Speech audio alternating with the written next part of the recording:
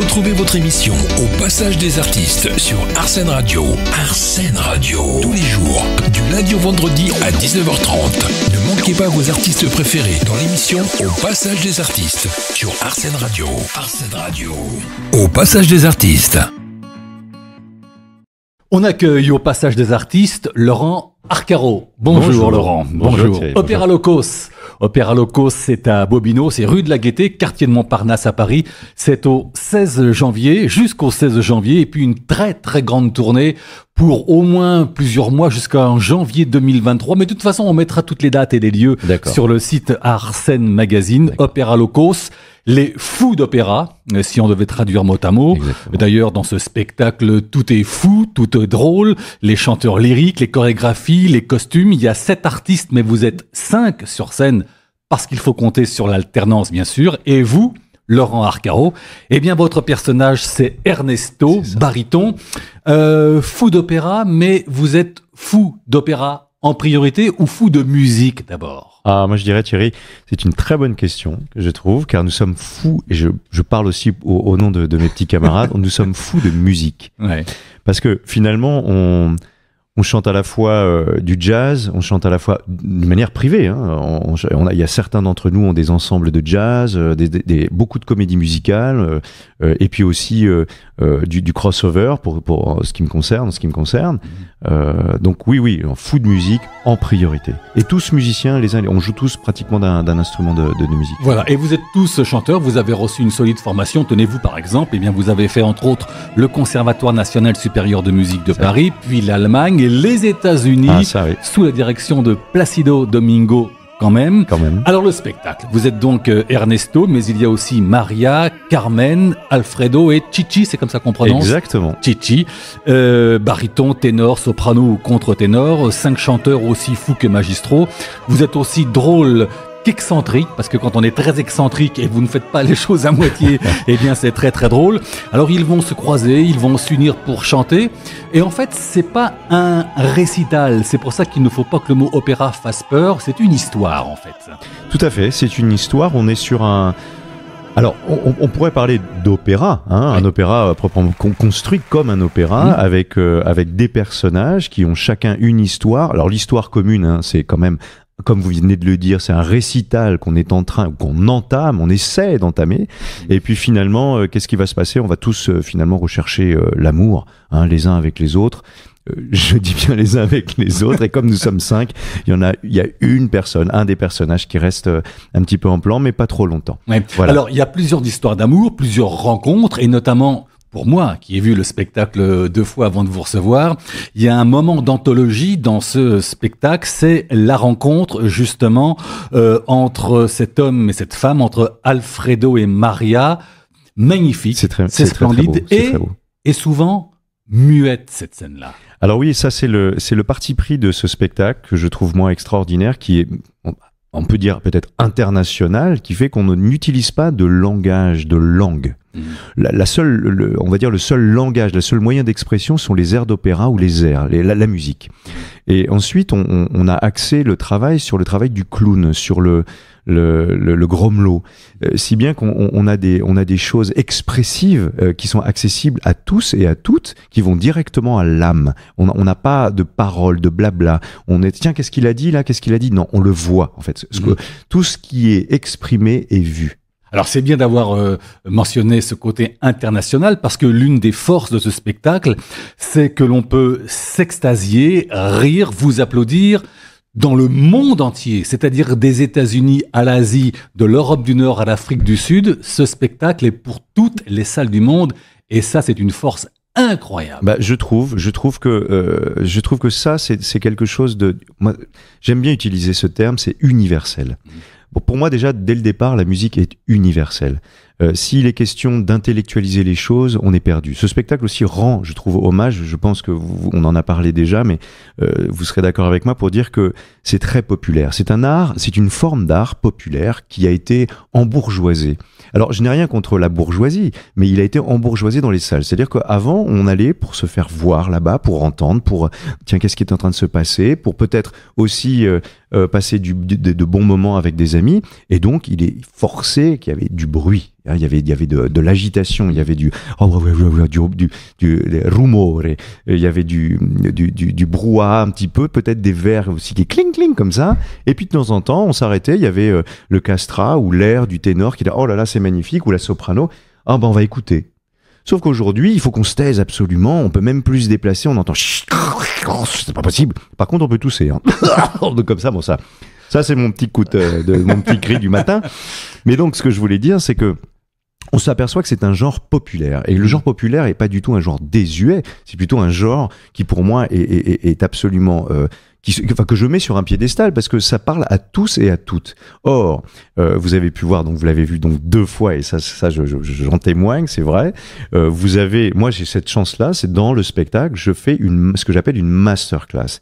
Et dans cette masterclass, je fais chanter les gens avec des airs d'opéra. Ouais, tout à fait. Et je les laisse chanter. Et le public répond parce qu'effectivement, ce sont des airs très populaire, et on va cesser d'ailleurs de mettre ce mot populaire dans la case élitiste. Merci. Mais pas du tout. Merci. Pas du tout. Merci. Ah, effectivement, il y a aussi ce grand moment théâtral, chanter, ce lyrisme. Vous faites chanter, en fait, la salle, Bobino, mais des salles entières. Alors moi j'ai cette chance-là, puisque vous parliez d'international, j'ai cette chance-là car en fait le spectacle initialement est un spectacle espagnol, créé en Espagne.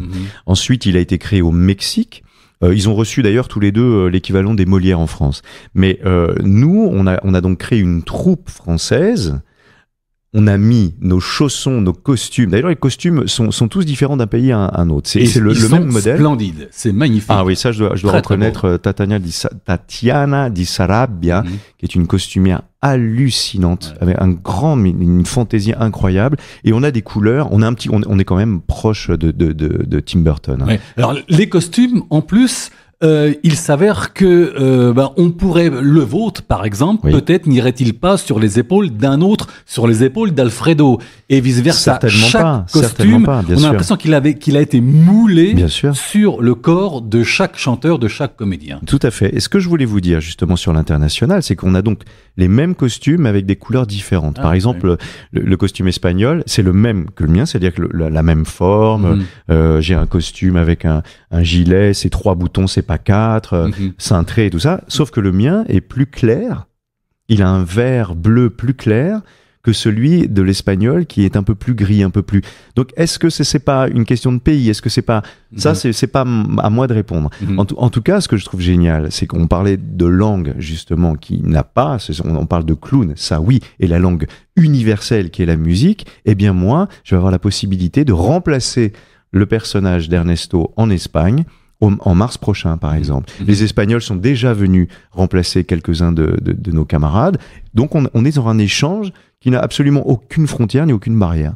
Alors, au répertoire de ce spectacle démentiel, c'est vraiment un spectacle de fou, on y entend Mozart, Offenbach, Puccini, Ravel, et puis surgissent aussi Claude François et Mika. Ah oui, alors ça, c'est une des forces, c'est une des Beyoncé parfois aussi. Beyoncé, oui. C'est une des forces de ce spectacle qui fait d'ailleurs j'ai une petite anecdote avec Mika. Vous viendrez évidemment voir le spectacle, ça me paraît évident. Hein, ferait comme Thierry, vous viendrez au moins 2 fois. Mais en tout cas, pour voir tout et pour essayer de voir tout, parce que je pense qu'il y a beaucoup de choses. Ouais. Mais en tout cas, Mika s'était fait moi je vais pas partir à la genèse, mais s'était fait refouler plusieurs fois du moins avec un titre. Puis il écoute un jour le Barbier de Séville. Et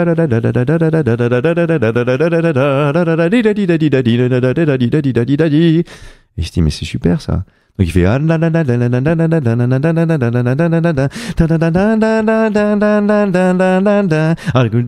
could be blue, I could be violet sky, I could be... Voilà. Et c'est le même tempo, c'est le même motif, et c'est la même chose. Voilà. C'est formidable. La véritable difficulté, même le défi en ces temps particulièrement difficiles, c'est de ne pas tomber malade, de protéger sa voix en permanence. Certes, vous êtes 7, mais quand même. C'est difficile. Vous m'entendez, vous avez vu ce que je suis en train de faire. C'est-à-dire que c'est compliqué parce que d'abord, la situation actuelle, elle est pour tous et pour toutes assez difficile. On a énormément de chance. On remplit la salle. Alors, Bobino, c'est une grande salle, certes, mais on a une jauge quand même régulière qui est qui fait de belles salles, là où d'autres pâtissent un petit peu. Oui. Ensuite, il y a l'histoire du Covid on a quand même nous été obligés d'annuler 4 dates en tournée. Parce que on a contracté, une de nous a contracté, et on était tous ensemble et on a fait une sorte de cluster. On a décidé tout de suite d'arrêter, on s'est isolé et 10 jours après on reprenait. Alors on va revenir sur les salles dans lesquelles vous allez jouer après Bobino. Qu'est-ce qu'il y a de plus difficile à effectuer ou de plus jouissif à faire sur cette scène-là, parce que ça n'arrête pas une seconde. Il n'y a pas 2 secondes de répit. Alors, vous savez, on est déjà à presque 135 représentations. Je pensais qu'avec 135 représentations, il y aurait une routine qui s'installerait. Eh bien, ce spectacle ne permet absolument pas cette routine. Pourquoi ? Pour la raison que je vous ai expliqué tout à l'heure, c'est comme c'est populaire, on se retrouve avec des gens qui, au départ, n'ont pas forcément l'idée de savoir où ils vont mettre les pieds. Ok, ils entendent quelque chose, des voix. Parfois aussi, est-ce que c'est du playback ? Est-ce que ça ne l'est pas ? Donc, il y a un temps d'adaptation jusqu'au moment où ça y est, ils ont pris le pas et ils sont complètement imprégnés de la musique. Et à ce moment-là, ils vibrent avec la musique. Donc, on n'est plus 5 locaux sur scène, on est 6. Et donc, comme on est 6 ensemble, on est en improvisation. Oui, c'est ça, on a un canevas qui est réglé, qui est au cordeau, parce que si on s'en échappe, ça devient n'importe quoi. Mais avec la 6e personne, on s'adapte. Donc, il n'y a pas de routine. Et je ne sais pas si je réponds exactement à votre question, mais en l'occurrence, il n'y a pas de temps mort. Oui, aucun temps mort. On arrive à trouver un peu mais on y va tellement à fond à chaque fois. On laisse tellement de nous-mêmes à chaque fois que c'est toujours une nouveauté. Sifu, seis locos. Seis locos. Alors, je disais tout à l'heure, il faut le redire, il ne faut surtout pas avoir peur du mot opéra, locos. Ce sont des fous qui sont sur scène, des fous géniaux, mais souvent d'ailleurs, les deux sont liés. La folie et le génie. Il n'y a pas de salle gigantesque dans lesquelles vous allez jouer à partir du 16 janvier.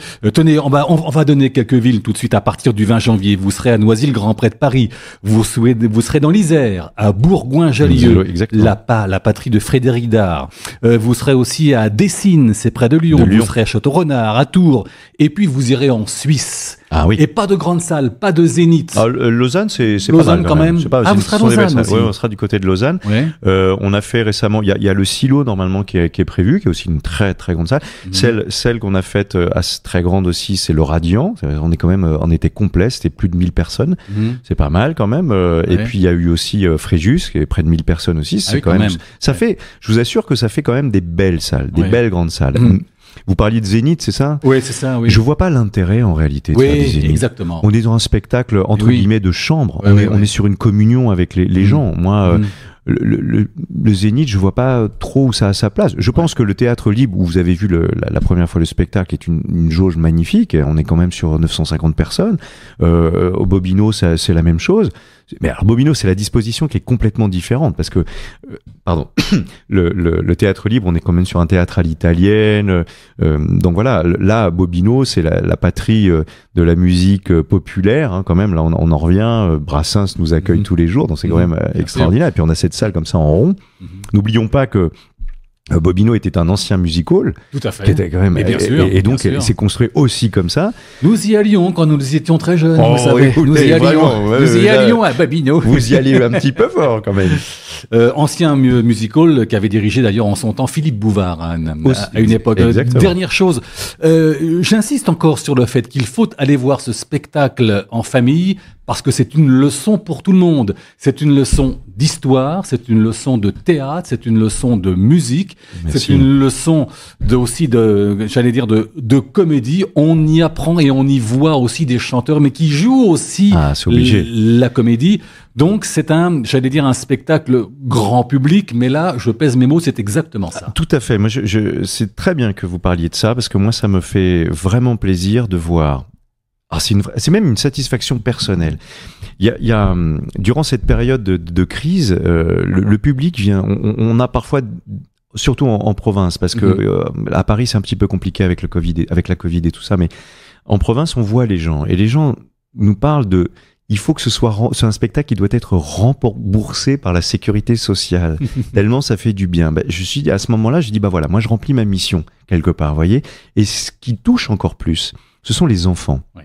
Les enfants qui, tout à coup, nous regardent avec des grands yeux, qui nous demandent de signer des programmes, et puis qui nous disent « Oui, j'ai reconnu, j'ai chanté, j'adore cette musique », et qui demandent aux parents de revenir. Oui. C'est-à-dire que la mission est remplie doublement. C'est-à-dire qu'à ce moment-là, on est sur un état où on fait avaler, entre guillemets, un art, l'opéra qui est assez ancien quand même, parce que si on fait la Reine de la Nuit ou la Traviata, finalement on n'y pipe pas grand-chose, et puis finalement les enfants disent mais oui, mais nous on veut revenir. Exactement. On s'amuse, on chante, on veut revenir. Et d'ailleurs, je vous le disais avant notre entretien, donc je le redis ici, c'est un spectacle en fait qu'il faut revoir plusieurs fois, tel qu'on revoit à plusieurs reprises des films cultes, car on ne peut pas tout appréhender, il y a tellement de choses, il se passe tellement de choses sur scène que c'est un spectacle à voir plusieurs fois. Vous êtes d'accord avec ça, évidemment? Bien sûr que je suis gentil. Je suis gentil. C'est ce que je voulais dire. Là, c'est tellement gentil. Non, ce que je voulais dire, c'est tellement gentil ce que vous dites, bien sûr. Mais c'est vrai. Ouais. Et bien sûr, moi, je suis de cet avis aussi. Pourquoi? Parce que si on a un retour aussi positif, si les gens sortent du spectacle en disant merci, et c'est unanime, c'est-à-dire que dans le public, on voit des gens, alors ils ont leur masque, mais les yeux, on voit leurs yeux, et merci, merci, encore. Et ben je me dis, oui, alors ça fait du bien, revenez. Oui, et en plus, vous avez raison. Ils reviennent. Voilà, et vous avez raison de le souligner, on est dans une période où il faut absolument ça fait du bien. Voir ce genre de et ça dure pas longtemps, pardonnez-moi de vous avoir interrompu. 1h15, 1h20, je crois, c'est ça. Même pas. C'est ça, c'est 1h10, entre 1h10 et 1h15. Donc souvent, c'est c'est déjà fini.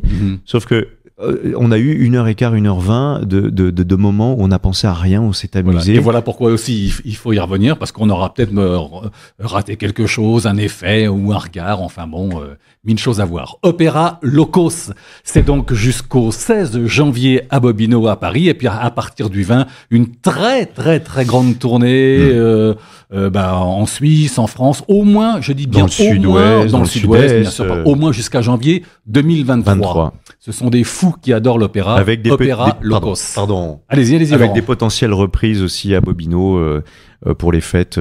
Voilà. Ça, on en reparlera, à mon avis, une autre fois. Merci Ernesto. Merci Laurent Arcaro. Locos. À bientôt. Merci Thierry.